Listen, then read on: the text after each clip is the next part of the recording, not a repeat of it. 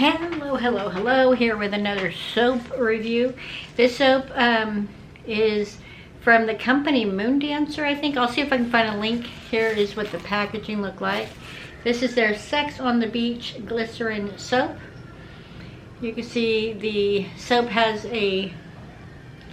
like a flower design carved into it. And I'll see if I can find a link to this. The smell of this soap, I wasn't like super excited about. It has a fairly clean smell, but I don't know, it just doesn't smell like anything that I would like reach for, to be honest with you. Yeah, it's just kind of like a soft soap smell. Don't smell anything that would smell like the drink Sex on the Beach.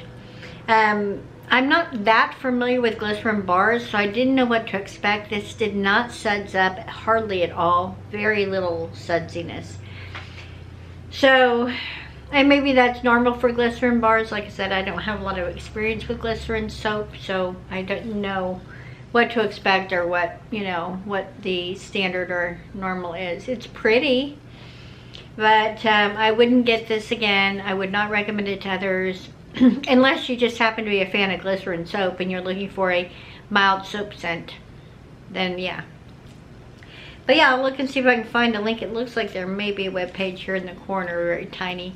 If I can find a link, I'll put it below. And if you've ever tried this brand or this product, let me know what you thought of it. And if you have not, have you ever tried glycerin-based soap? Let me know down below, and I'll see you in the next video. Bye.